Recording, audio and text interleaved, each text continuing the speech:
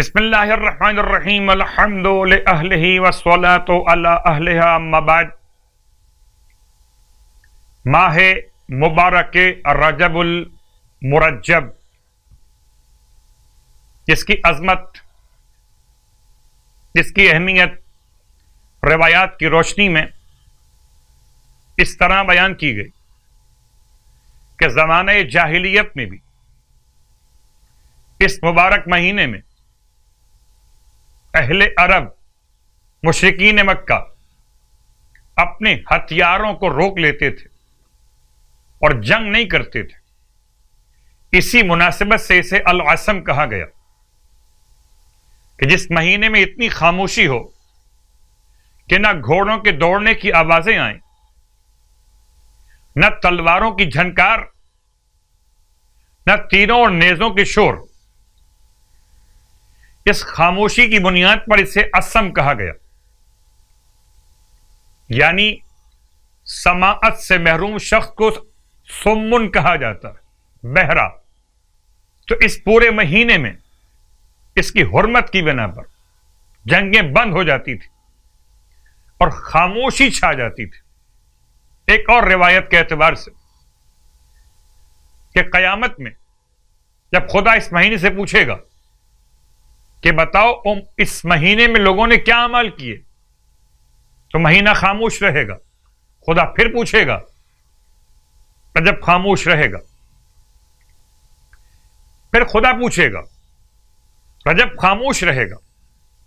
پھر رجب کہے گا، مالک تو پردہ پوشی کرنے والا، تو نے عبادت اور دعا کا حکم دیا اور میں نے دعا اور عبادت کو تمام تر اہل ایمان سے محسوس کیا، تو پردہ پوشی گناہان اور خاموشی مشرکین مکہ اور زمانے جاہلیت میں جنگوں کے عدم وجود کی بنیاد۔ جنگیں نہیں ہوتی تھی، اس لیے خاموشی۔ رجب العصم، اس میں عبادات مسلسل، چوتھی رات کی نماز، نیت شب چہاروں ماہ رجب، نماز 100 رکعت ہے، 2 رکعت کر کے نماز پڑھی جائے گی۔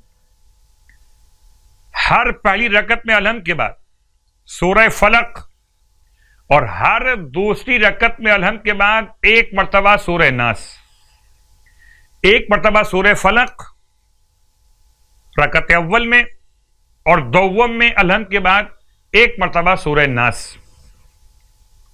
اللہ کے حبیب ارشاد فرماتے کہ اگر کوئی اس نماز کو پڑھتا تو آسمان سے ایک فرشتہ نازل ہوتا جو قیامت تک اس کا ثواب لکھتا ہے۔ بروز قیامت اس کا چہرہ 14ویں کے چاند کی مانند چمکے گا، نامہ اعمال اس کے داہنے ہاتھ میں دیا جائے گا، اس کا حساب آسان ترین ہوگا۔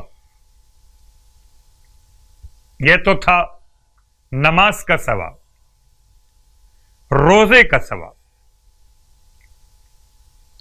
اللہ کے حبیب ارشاد فرماتے کہ جو شخص ماہ رجب میں 4 دن روزے رکھے گا، اسے جنون، جزام، برس، فتنہ دجال اور عذاب قبر میں گرفتار کیے جانے جیسی تمام بلاؤں سے خدا چھٹکارا عطا فرما دے گا اور اسے توبہ کر کے لوٹنے والے عقلاء کا اجر و ثواب بھی ملے گا، اور اسے دائیں ہاتھ میں اعمال نامہ دے کر عابدین کی پہلی صف میں کھڑا کیا جائے گا۔ خدا ہم سب کو ماہ مبارک رجب المرجب کے روزے اور نمازوں کی توفیق عطا فرمائے۔